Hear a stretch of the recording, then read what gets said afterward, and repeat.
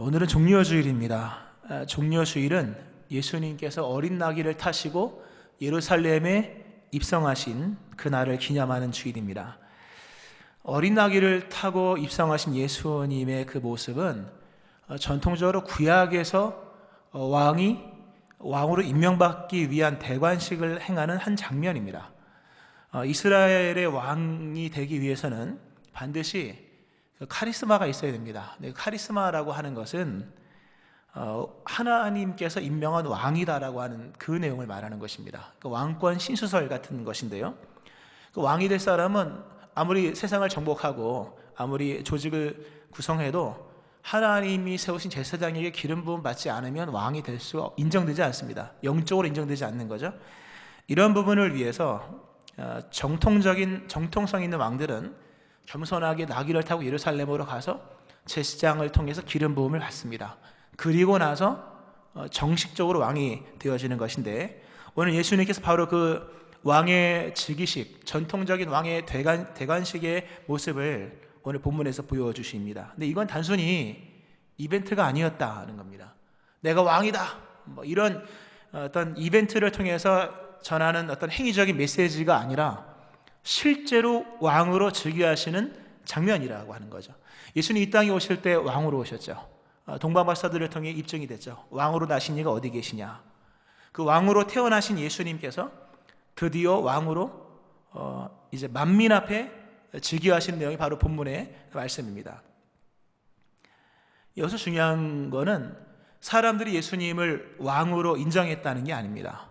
예수님을 왕으로 인정한 사람들은 꽤나 있었습니다. 5,000명 먹이시고 난 이후에 사람들이 예수님 임금으로 삼으려 했다. 근데 그것은 예수님이 왕으로 스스로 천명한 것이 아니라 백성들이 추앙한 거죠. 예수님 그걸 보이콧하시죠. 또 오늘 본문에서 예수님 스스로가 내가 왕이다라는 것을 천명하고 계시다라고 하는 겁니다. 예수님이 왕으로 입성하신 이 장면, 단순히 이벤트나 쇼가 아니라 이제부터 예수님은 실제로 온 천하 온 우주 만물, 하늘에 있는 것, 땅에 있는 것, 땅 아래에 있는 모든 것들 다 발 아래 무릎 꿇게 하는 그 왕으로 오늘 즉위하시는 장면이 바로 본문의 말씀입니다. 여러 의미가 있겠죠. 사실 이 그리스도 예수의 공생의 3년의 기간 동안 제일 중요한 날입니다. 예수님이 행하신 모든 것은 왕의 왕되심을 증명하기 위함이요, 오늘 이후로 예수님께서 행하신 모든, 이후에도 여러 교훈이 있고 이후에도 여러 가지, 이제 특별히 그 십자가의 길을 가시는데, 십자가의 길은 연약하여 체포당해서 끌려가는 그런 나약한 그런 행사가 아니라는 겁니다. 왕의 행차예요. 왕의 통치, 왕의 사역이었다는 거죠.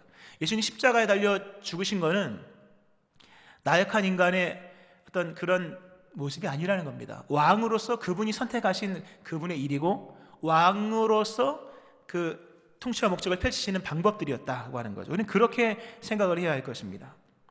자, 예수님 왕으로 등극하십니다. 어떤 왕이실까? 예수님 이제껏 수많은 왕들이 있었죠. 열왕기상 역대상하 보면은 왕들이 많이 있는데, 그 왕들과 예수님의 왕되심의 차이가 무엇일까?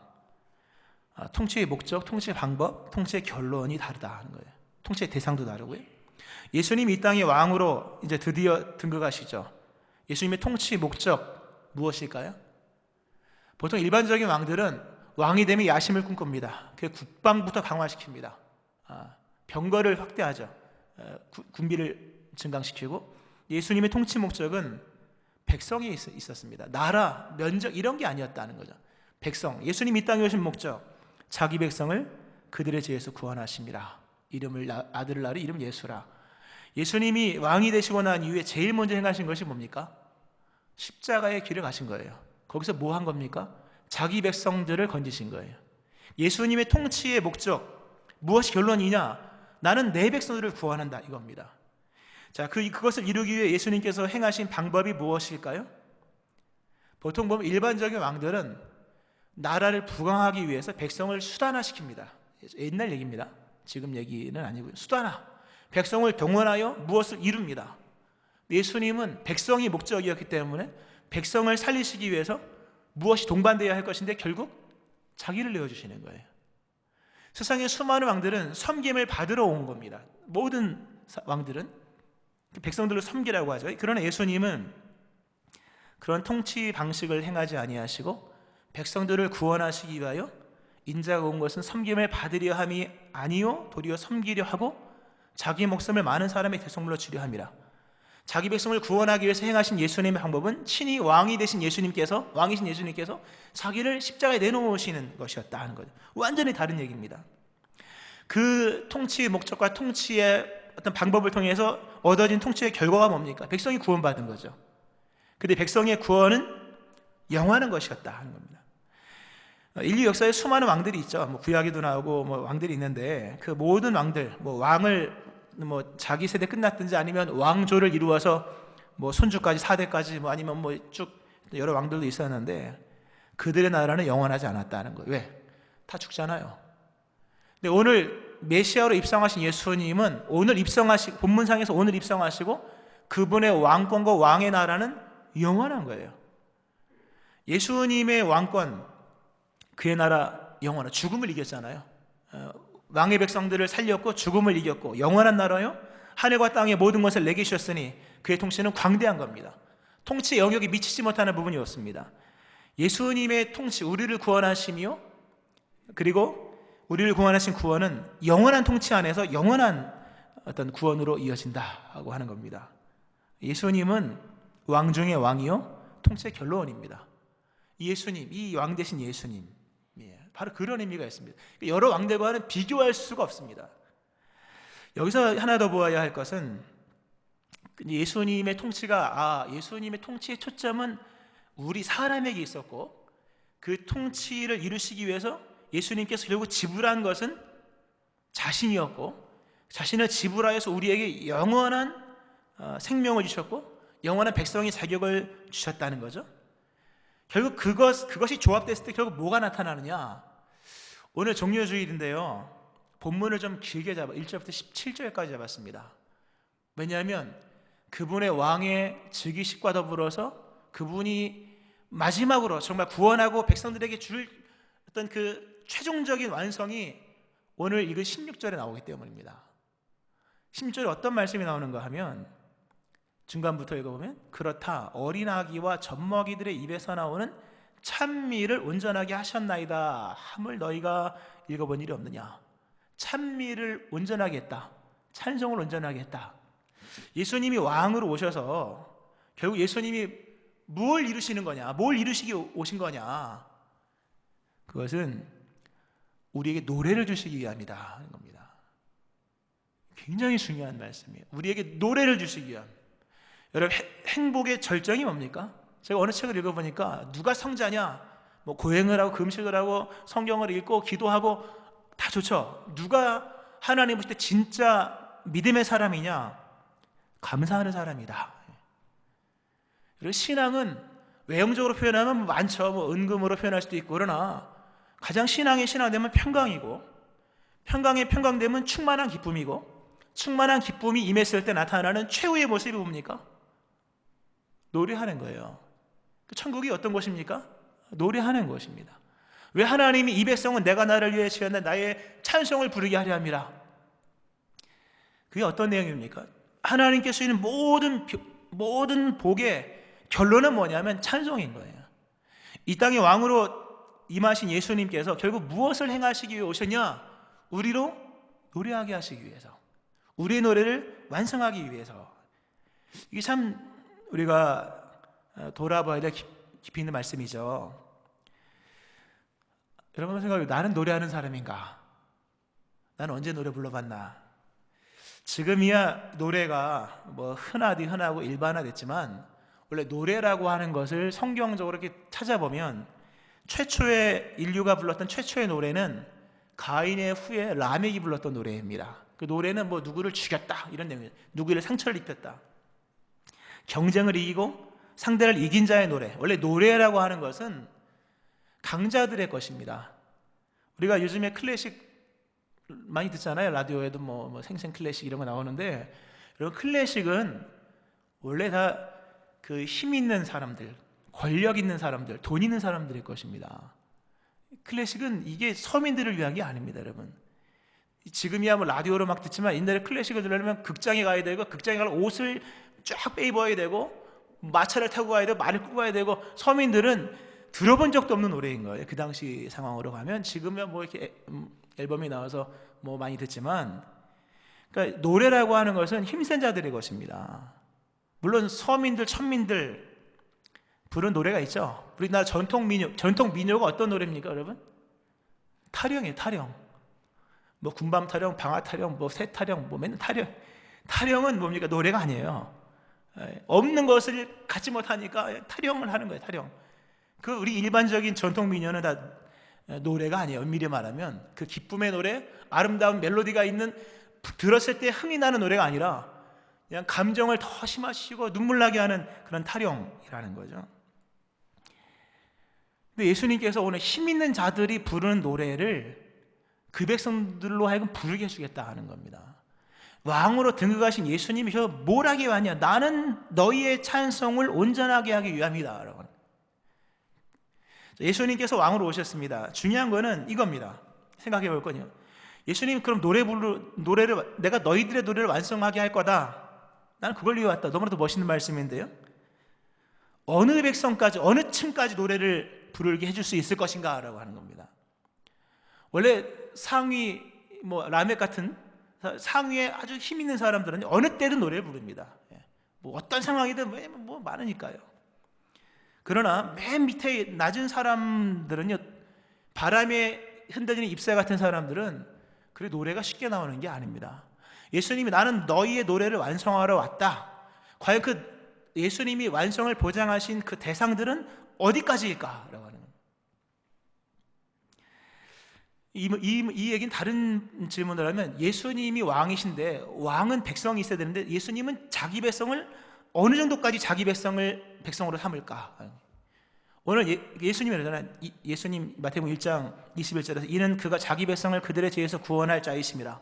예수님 자기 백성을 구원하셨는데 그 백성, 자기 백성은 도대체 그 범주는 어디까지일까? 거기에 나는 포함될까? 오늘 예수님께서 내 집은 성전에 왕 되시고 난 다음에 성전에 가장 먼저 들어갔잖아요. 거기서 내 집은 기도하는 집이거늘 이렇게 얘기하시죠. 이사야 56장 7절에는 내 집이 만민의 기도하는 집이다. 성전은 만민을 위해 오픈된 곳인데 거기서 말씀하는 만민의 범주는 어디까지일까 이거예요. 노래를 부르게 해주신다 하셨는데 그럼 과연 예수님께서 나도 노래를 부르게 해줄까? 이게 중요한 거잖아요. 다행히도 우리가 포함되어 있다는 얘기입니다. 예수님과 하나님의 나라라는 주제는 굉장히 중요한 주제거든요.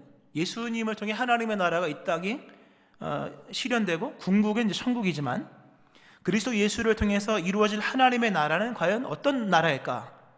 내용 말씀드린 것처럼 노래 부르는 나라예요. 하나님의 나라. 그리스도 예수와 하나님의 나라 연결시키면 예수님을 통해 임하는 하나님의 나라는 그 백성이 노래 부르는 나라예요. 그럼 그 백성이 누구냐? 예수님께서 누가복음 4장에서 공생애를 시작하시면서 그 갈릴리 저 붓단 그 촌구석 갈릴리 나사렛에서 한 회당에서 엄청난 선언을 천명하십니다. 장차 자신을 통해 왕이신 예수님을 통해 펼쳐질 나라가 어떤 세계인지, 그 백성, 그 나라의 백성이 누구까지 포함되는지를 선언하시고 말씀하세요. 예수님 거기 이렇게 나옵니다. 누가복음 4장에 주의 성령이 내게 임하셨으니 이는 가난한 자에게 복음을 전하게 하시려고 내게 기름을 부으시고 나를 보내서 포로된 자에게 자유를, 눈먼 자에게 다시 보게 함을 전파하며 눌린 자를 자유롭게 하고 주의 은혜의 해를 전파하게 하려 하심이라 하였더라. 이사야서 말씀이죠. 이 영어 말씀. 이 굉장히 중요한 말씀이에요. 예수님과 하나님의 나라, 과연 예수님이 생각하는 하나님의 나라, 그 나라의 실체는 무엇이고 그 나라의 백성은 누구냐 할 때 예수님이 말씀하신 것은 가난한 자, 그리고 포로된 자, 눈먼 자, 눌린 자. 예수님의 초점이 어디 있는가를 보셔야 됩니다. 가난한 사람, 포로된 사람, 눈먼 사람, 눌린 사람, 이 다 노예계층들입니다. 이 사람들은 당시에 시민이 아니었습니다. 혈통상으로는 이스라엘 민족이에요. 당연히 혈통으로는 이스라엘 민족이지만 계층상으로는 이방인처럼 배제된 사람들입니다. 이들은 국가에서도 배제해 놓은 사람이에요. 당시에 국민은 누구냐면 세금을 내는 사람이에요. 세금 대상자들만이 시민입니다. 세금 대상에서 제외된 사람들은 시민도 아니야. 미리 말하면 이 눈먼 자, 가난한 자, 포로된 사람, 눌린 사람 철저하게 버려진 하나의 타인이에요. 혈통상 유대인이지만 이방인처럼 여겨지는 존재들이었다는 거죠. 예수님께서 자신이 공생애를 시작하면서 천명하시고 말씀하신 누가복음 4장의 말씀을 볼 때 예수님은 포로되고 가난하고 눈멀고 이런 억눌린 사람들을 자유케 하는 겁니다. 가난한 사람에게 복음을 전하고 포로된 사람에게 자유, 눈먼 자, 눈뜨게 하고 눌린 사람을 자유하게 함으로 그들을 하나님의 나라의 백성으로 끌어들이신다는 거예요. 예수님의 하나님의 나라, 예수님을 통해 이루어진 하나님의 나라는 그 당시에 배제됐던 수많은 사람들까지 다 끌어들여서 계층 속에도 들지 않는, 숫자에도 들지 않고 어느 혜택도 누리지 못하는 그들, 가장 미약하고 가장 가난한 사람까지 다 끌어들인다는 것, 굉장히 중요하죠. 예수님이 통치하신 하나님의 나라, 오늘 입성하신 예수님을 통해 펼쳐질 하나님의 나라는 약자들이 평강을 보장받는 세상. 여러분, 한 시대가 평안한지 평안하지 않은지 뭘 보면 알 수 있을까요? 그 척도와 기준이 무엇일까요? 그것은 가장 약한 자들이 얼마만큼 평강을 누리느냐를 통해 입증되는 겁니다. 가장 미약하고 가장 가난하고 그런 사람들이 평안히 쉴 수 있는 곳, 자기 포도나무 밑에서, 자기 무화과나무 밑에서 쉴 수 있는 솔로몬 시대죠. 약자들이 자기 것이 보장되고 거기서 마음껏 자기가 원하는 시간에 누울 수 있고 쉴 수 있다면 그게 하나님의 나라인 거죠. 가장 약한 사람이 얼마만큼 평강을 누릴 수 있느냐, 이것이 하나님이 보실 때 그 나라, 하나님의 나라의 척도인 거예요. 하나님이 고아와 과부의 아비가 되고 그들의 보호자가 되고 나그네의 대변인이 되신 것은, 하나님의 나라는 바로 거기서부터 시작되기 때문이라고 하는 거죠. 예수님을 통해서 펼쳐질 왕이신 예수님께서 보장하신 나는 너희를 노래하게 하겠다, 그 너희에 포함된 범주는 배제된 모든 사람들까지 다 포함되어 있는 내용이에요. 예수님께서 성전에 들어가셔서 분노하시죠. 말씀드린 것처럼 제일 먼저 행하신 성전에 들어가셔서 성전을 숙정하십니다. 성전을 정화하시죠. 예수님이 왜 화내셨을까? 양이 많아 소가 많아서? 물론 그것도 있겠습니다만, 만민이 기도하는 집인데 만민이 기도하는 집이 아닌 모습을 바뀌었다는 거예요. 여기서 만민은 호흡 있는 모든 사람들이에요. 호흡 있는 모든 사람들이 성전에 들어와서 예배를 드릴 수 있어야 되는데 차별을 두고 출입을 금하고 맨날 맹인과 저는 자들은 문 앞까지만 갔잖아요. 성전 민문에. 왜 민문에 앉아 있을까요? 거기까지가 갈 수 있는 최고의 자리였기 때문에 예수님께서 왕이 되시고 난 후에 가장 먼저 분개하신 것은 백성들에 대한 관심이었다. 잃어버린 백성들, 인자가 온 것을 잃어버린 자를 찾아 구원하려 하심이라.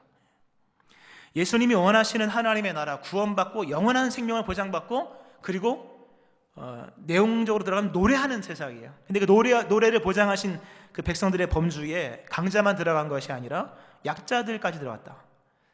더 냉정하게 말하면 강자는 배제가 되더라고요. 성경에 보면요, 하나님의 나라를 모르고 이 땅의 것을 구축하는 강자들은 배제가 되더라고요. 오늘 그 노래 부르게 하시는 하나님의 역사, 그리스도 예수께서 포함하시는 그 백성의 범주 안에 들어가신 여러분 되시길 축원합니다. 오늘 그 내용이 본문에 연결시킨다면, 예수님께서 이제 자신의 나라를 펼쳐가시면서 그 백성들을 다 끌어들이십니다. 그리고 그들로 노래하게 하시는 내용이 오늘 본문에 나옵니다. 예수님으로 인하여 드디어 노래 부르는 세 부류가 나와요. 오늘 보면 순서와 상관없이 얘기하면, 일단 맹인과 저는 자들, 오늘 14절에 보면 맹인과 저는 자들이 성전에서 예수께 나오매 고쳐주셨다. 여러분, 당시에 앞을 못 보는 시각장애인이 노래를 부른다면 무슨 노래를 불렀을까? 그 노래가 과연 노래였을까? 다리 저는 사람들, 안진뱅이 당시에 이 사람들의 노래가 없진 않았겠죠. 있었겠죠. 과연 그들의 노래는 어떤 노래였을까? 있기야 있었겠죠. 근데 예수님께서 그 노래를 완전히 뒤바꿔 주시는 겁니다. 성경의 가장 아름다운 장면 중에 하나가 어떤 장면일까? 사도행전 3장을 보면 성령 받고 난 이후에 최초의 사건이죠. 이 성취된 겁니다. 이 그리스도 예수의 성전 미문에 있는 안진뱅이를 베드로와 요한이 고쳐주죠. 예수 그리스도의 이름으로 일어나 걸으라. 오른손을 잡아 일으키니 발과 발목이 곧 힘을 얻어 뛰어서서 걸으며 그들과 함께 성전으로 들어가면서 가장 아름다운 걷기도 하고 뛰기도 하며 하나님을 찬송하니. 할렐루야. 여러분, 평생 안진뱅이였던 그 사람이, 그리고 성전 미문 안쪽은 어떤 문이었을까? 어떤 궁금했던 그 사람이 예수 그리스도의 이름으로 걷고 난 힘을 얻고 나서 그 달려가면서 불렀던 찬송의 모습을 한번 생각해 보세요, 여러분. 하나님이 보시고 바로 이거다. 예수님 보시고 바로 이거다. 하나님의 나라는 바로 그런 나라입니다. 한 번도 기쁨의 노래를 불러본 적 없는 맹인과 전원자들의 노래를 완성시켜 주시는 거예요. 할렐루야. 두 번째 부류가 나오죠. 오늘 보면 5절이죠. 5절에 보면 시온의 딸에게 이르기를 내 왕이 내게 임하나니 그는 겸손하여 낙이 곧 멍에 매는 짐승의 새끼를 탔도다. 그러니까 수많은 여인들이 노래를 합니다. 아까 그런 얘기를 했습니다. 당시에 인정받지 못한 정말 어려운 사람들, 가난한 사람, 눈먼 사람, 포로된 사람, 눌린 사람들, 정말 힘든 사람들입니다. 이들보다 더 힘든 사람들이 있습니다. 가난한 사람, 눈먼 사람, 포로된 사람, 눌린 사람, 이들보다 더 어렵게 살아가는 사람들이 있는데 그들의 가족이에요. 가난한 자의 아내, 눈먼 자의 아내, 포로된 자의 딸들, 눌린 자들의 여인들, 남편, 그 아내들 또는 딸들, 가장 어려운 사람들입니다. 근데 오늘 보면 예수님께서 노래를 하게 하시는데 시온의 딸들을 노래하게 하십니다. 이거 너무 멋있는 말씀이에요. 오늘 본문에는 시온의 딸에게 이르기를 이렇게 나옵니다만 요한복음 상으로는 시온의 딸들아 두려워하지 말라 이렇게 됩니다. 딸들이 두려워하지 않는 나라를 만들어 주시겠다. 지금도 마찬가지예요. 좋은 나라, 안 좋은 나라 뭐 여러 가지 있겠지만 여자분들이 마음껏 뭐 여러 가지 할 수 있다면 좋은 나라예요. 우리나라 좋은 나라죠. 좋은. 시온의 딸들 한번 생각해 보세요, 여러분. 긴 역사 속 이스라엘 역사를 한번 되짚어 보면 이스라엘의 긴 역사 속에 끊임없는 전쟁이 있었지 않습니까? 전쟁 나면 누가 나갑니까? 남편이 나가든지 20세 이상의 애들이 나가는 거예요. 자식들이. 그럼 집에는 누구만 있습니까? 딸들만 있는 거예요. 부인이 있든지 아니면 말고 딸들만 있는 겁니다. 근데 안타깝게도 이스라엘의 긴 역사 속에서 전쟁에 나가서 승리를 이기고 승리를 종결한 왕은 다윗밖에 없습니다. 왜 다윗의 사람들 그렇게 여인들이 다윗의 손이여라고 다윗을 추앙할까요? 전쟁이 없던 적은 없었지만 다윗은 전쟁을 성경에 보면 다윗 이새의 아들 다윗의 기도가 필하니라. 다윗의 기도가 마치니라. 다윗은 뭘 하면 끝을 내는 거예요. 그 새 시대가 오는 거죠. 여러분도 끝내는 은혜가 있기를 축원합니다. 다윗 시대는 전쟁을 끝낸 거예요. 다 정복한 거예요. 그러니까 그 당시에 여인들은 걱정을 안 하는 거예요. 아들들, 남편들이 전쟁에 안 끌려가니까. 근데 그 이후에 이스라엘의 긴 역사 속에 수많은 전쟁 속에서 이스라엘은 단 한 번도 전쟁을 이긴 적이 없습니다. 물론 잠깐 이긴 적은 있지만. 그리고 본문상에서 로마가 압제하고 그 전에 헬라가 등장하고 그 전에 페르시아가 등장하고 아수르가 등장하고 바벨론 등장하고 그리고 페르시아가 등장하고 헬라가 등장하고 로마가 등장하기까지 수많은 전쟁을 싸웠으나 안타깝게도 이스라엘은 전쟁에서 이긴 적이 한 번도 없습니다. 전쟁만 나면 항상 여인들은 과부가 되고 딸들은 아버지가 없는 그 모습으로 살아가는 겁니다. 마치 죽은 나사로의 집 같은 연속인 거예요. 이들이 흘렸던 눈물은 이루 말할 수가 없습니다. 근데 예수님께서 이 딸들의 노래를 딱 끊쳐주시는 겁니다. 예수님 왕이 되셔서 백마 타고 오신 것이 아니라 전쟁을 마치고 그리고 전쟁의 종식을 선언하는 자의 모습으로 겸손하여 나는 전쟁하지 않는다. 그런 모습으로 오시죠. 예수님 실제로 전쟁을 물론 영적인 의미가 있고 하지만 전쟁을 정원하시죠. 전쟁을 종식시킨 이 사건으로 인하여 이 시온의 딸들이 드디어 노래를 부르는 거예요. 이 멋있는 정말 감격스러운 장면입니다. 이 시온의 딸들이 전쟁 나면 어떡할까 맨날 이거였거든요. 근데 드디어 예수님께서 왕의 왕으로 등장하시며 모든 전쟁, 사망까지 이기심으로 인하여 모든 전쟁은 다 종식시켰다는 거죠. 그래서 예루살렘의 시온의 딸들이 드디어 노래가 마이너 코드에서 메이저 코드로, 타령에서 찬미로 바뀌어지는 역사가 일어나게 되었다. 또 한 부류가 나옵니다. 젖먹이들, 오늘 보면 16절에 나오죠. 어린아기와 젖먹이들의 찬양. 예수님께서 세 부류의 찬송을 완성시켰다. 하나는 맹인과 저는 자들, 또 하나 딸들의 노래를 완성하고, 또 하나 젖먹이 어린아이들. 오늘 예수님께서 예루살렘 입성하실 때 예수님이 누구신지를 아는 수많은 어른들이, 또 여인들이 노래를 합니다.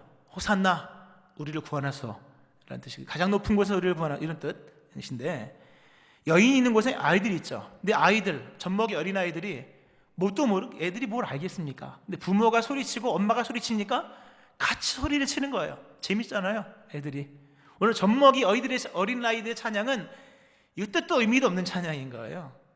그리고 굉장히 그런 의미 속에서 뜻도 의미도 없으니까 울리는 꽹과리 같은 것이고, 더욱이 오늘 보면 제사장들과 서기관들이 예수님께 화를 냈는데, 분노했는데, 하나는 성전을 정화시킨 장면을 보고 화를 냈고, 또 하나는 이 어린아이들이 소리 지르는 거 보고 화냈다고 합니다. 원래 성전의 경내는 조용해야 됩니다. 당시에 성전에서 함부로 소리를 질렀다가는 경비병에 의해서 제압을 당합니다. 이 어린아이들이 성전에서 소리를 막 지릅니다. 조용히 하라고 했어요. 뜻도 의미도 없는 이 아무 의미도 없는 소리, 그리고 성전을 시끄럽게 만드는 소리, 조용하게 합니다. 예수님께서 그들의 대변인이 되십니다. 너희는 어린아기와 젖먹이들이 입에서 나오는 찬미를 온전하게 했다함을 들어본 적이 없느냐? 내가 왜 왔는지 아느냐? 나는 이 어린아이들의 찬송을 마무리 져주기 위해서, 온전케 해주기 위해서 왔다라고 말씀하시죠. 여러분, 예수님이 어떤 분인지를 아셔요. 예수님 우리에게 왜 오셨는가? 우리를 구원하시죠. 우리의 왕이 되시고 오셨죠. 가장 큰 목적, 여러분의 노래를 완성시켜 주시기 위함인 거예요. 우리의 찬양을 완성시켜 주시기 위해서 예수님께서 오신 것이다 라고 하는. 오늘 여인들 또는 수많은 사람들이 찬송하는 내용을 보면 호산나 우리를 구원해달라, 호시아나 뜻이 히브리어로 오 구원하소서, 호시아나, 이게 이제 헬라 발음으로 호산나인데요. 근데 가장 높은 곳에서 호산나라는 뜻이 나옵니다. 우리를 구원하되 여기서 구원하지 말고 가장 높은 곳에 우리를 좀 끌어안쳐 주십시오 라고 얘기하는 거예요. 다윗이 하나님의 구원을 말할 때 이렇게 시편 18편에서 이런 얘기를 했어요. 나의 발을 암사슴발 같게 하시며 나를 나의 높은 곳에 세우시며. 높은 곳에 세워주는 것이 구원이거든요. 노아의 방주가 왜 구원의 방주입니까? 물에 침몰되지 않는, 물보다 높은 곳에 있었기 때문에. 우리 예수님, 우리의 노래, 나는 너의 노래를, 너의 찬미를 온전하게 하기 위해 왔다. 그것을 이루시기 위해 우리 하나님께 생하신 것, 가장 높은 곳에서 우리를 구원하셔서 가장 높은 곳에 앉힌다. 하나님 보좌 앞에 예수님 계시고 그 앞에 우리를 세워두시는. 오늘 우리에게 필요한 구원은 최종적인 구원이어야 됩니다. 오늘 우리에게 필요한 구원은 결론적인 구원이어야 하고 가장 높은 곳에서 일어나야 할 구원이에요. 예수님께서 가장 높은 곳에서 이 땅에 오셔서 우리를 구원하셨죠. 예수님의 건 사망 권세 이기셨죠. 영원한 생명이셨죠. 그것은 가장 높은 곳에 이르게 하시는, 어느 원수도 넘볼 수 없는 가장 안전한 곳에 우리를 세우시는 구원이었다 하는 거죠. 그런 구원뿐만 아니라 여러분의 삶에 지금도 마무리되지 않았던 슬픈 노래들, 여러분의 삶 속에 지금도 불러지고 있는 그 슬픈 단조들의 노래, 하나님 그리스도 예수께서, 하나님 안에서 그리스도 예수께서 다 마무리 지어주신다는 것 믿으시기 바랍니다. 여기서 중요한 얘기가 있어요. 뭐 긴 얘기 하면 안 하겠습니다만, 우리가 성경을 나중에 집에 가서 읽어보세요. 이 예루살렘 성 입성하신 다음에 어떤 비유와 내용들이 등장하는가. 여러 비유와 내용들, 왕의 혼인잔치가 등장합니다. 근데 왕의 초대에 응하지 않은 한 사람이 어떤 종말을 맞게 되는지를 한번 보시기 바라고요. 달란트 비유도 나오죠. 그게 그냥 또 단독적인 내용이 아니라 왕의 통치에 응하냐 응하지 않느냐에 따라서 응하는 사람에게 주는 상급과 응하지 않는 사람에게 내려지는 형벌이 무엇인지를 보고 있는 거예요. 이미 펼쳐지고 시작된 왕의 나라, 그리스도 예수 안에 펼쳐진 하나님의 나라에 나는 어떠한 백성으로 그 왕께 나갈 것인가 아니면 거부할 것인가에 대한 내용들이에요. 나가는 자, 그분의 왕되심을 인정하고 나가는 자, 하나님의 구원을 바라고 나가는 자에게는 이런 찬송이 마무리되어지는 역사가 일어나는 거예요. 찬송이 변화되는 역사가 일어나는 거예요. 그러나 나가지 않는 자는 뭡니까? 슬피 울며 이를 갈미 있으리라. 말씀을 좀 맺겠습니다. 여러분, 예수님이 이 땅에 오실 때 그 장면을 한번 생각해 보세요. 이 땅에 오시려면 외모도 필요하고 몸이 필요하잖아요. 외모도 선택하셔야 되고 또 고향도 있어야 되고 부모도 있어야 되고 가정 배경도 있어야 되잖아요. 예수님은 다 실패한 듯한 선택을 하시더라고요. 그냥 이 땅에 왕으로 오실 거면 좀 좋은 집에 태어나시든지 아니면 뭐 좀 돈이 많은 모습으로 태어나시든지, 예수님은 그 본인이 선택한 거잖아요. 근데 가난한 집에서 태어나십니다. 그리고 저 갈릴리 이방 땅 불려졌던 그곳에서 나사렛에서 자라나십니다. 예수님의 외모, 여러분 예수님의 외모 어떻게 생기셨을까요? 예수님 잘생겼을까요? 못생겼을까요? 이거 이상한, 요즘 이런 얘기하면 안 되죠. 예수님 어떻게 생기셨을까요?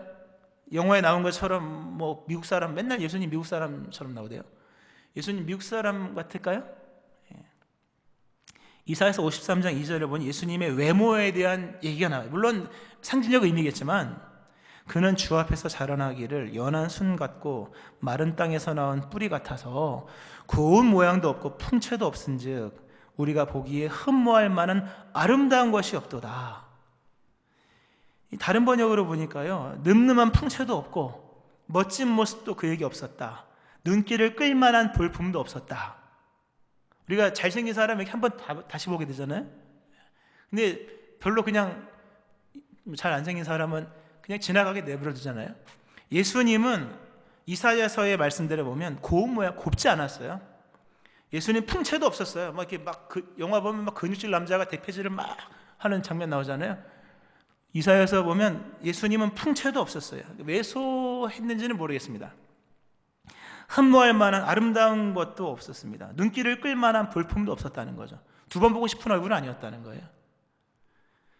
요한복음 8장 57절에 보면 더 재미있는 얘기가 나요. 예수님이 그 당시에 30대 초반인데 예수님 보면 사람들이 예수님의 나이를 가늠하는 장면이 나오죠. 네가 아직 50세도 못 되었는데 아브라함을 봤냐? 예수님 30대 초반인데 사람들이 50도 안 된 것 같은데 이렇게 얘기했다는 거죠. 자기 나이보다 20세 이상 늙어 보였다는 거예요. 예수님은 잘생기지도 않았어요. 예수님은 늠름한 풍채도 아니었던 것으로 여겨집니다. 예수님은 자기 나이보다 20년 더 늙어 보인 분이었습니다. 근데 이것은 예수님이 선택하신 거예요. 중요한 얘기입니다. 예수님 마음껏 사울처럼 남들보다 키가 20cm 이상 큰 늠름하고 정말 외모가 카리스마 있는 모습으로 할 수 있었지만 그렇게 하지 않으셨다는 거죠. 오늘 왕의 제관식도 대관식도 얼마든지 멋지게 할수 그렇게 하지 않았다는 겁니다. 왜 그렇게 하지 않았을까요? 자기 백성을 그들의 죄에서 구원하기 위해, 자기 백성을 끌어가시기 위한 거예요. 가난한 자, 눌린 자, 포로된 자, 이들의 딸들, 그리고 눈먼 자, 저는 자들, 아무것도 모르는 어린아이들까지 다 포용하시고 그들에게 진정한 하나님의 찬송을 주고 그대로 노래를 완성하게 하시기 위한 그리스도 예수의 선택, 가장 낮고 천하고 볼품없는 자의 모습으로 오셨기 때문이라. 그렇게 오신 거예요. 그것은 바로 저 여러분을 구원하시고 우리에게는 노래를 완성해 주시기 위함이라는 겁니다. 오늘 이 자리에 멈춰버린 노래, 더 부르고 싶지 않은 노래를 부르는 사람들, 오늘 이 자리에 계신 분들, 맨날 마이너 코드 같이 암울하고 재미없는 노래를 부르고 있는 분들, 예수님께 나가셔야 됩니다. 단순히 대속하신 예수 그리스도를 말하는 게 아닙니다. 왕이신 예수님으로 나가야 돼요. 왕이신 예수님을 인정하고 그분의 왕권을 인정하고 그분을 따르기로 다짐하고, 그리고 주가 쓰시겠다 할 때 그냥 우리를 드리는 거예요. 이렇게 나갈 때 분명히 예수님 말씀하신 것처럼 나는 너희 입에서 나오는 찬미를 온전하게 할 것이다 약속하십니다. 이 은총이 임하기를 주의 이름으로 축원합니다. 기도하겠습니다. 하나님 아버지, 우리의 노래를 아시는 주님, 슬픈 노래, 그리고 더 이상 부르고 싶지 않은 노래가 아니라 타령이고 또 우리의 한풀이 같은 그런 노래들, 주님께서 오셔서 나는 너희 입에서 나오는 찬미를 온전하게 하겠다 말씀하신 주님, 우리를 끌어안으시며 자기 백성 삼으시며 우리를 살리시며 궁극 우리에게 노래를 완성시켜 주신다 말씀하신 주님, 주님을 왕으로 인정합니다. 주가 쓰시겠다 하실 때 우리의 삶을 주께 드립니다. 우리의 찬미를 온전하게 하여 주옵소서. 예수님 이름으로 기도합니다. 아멘.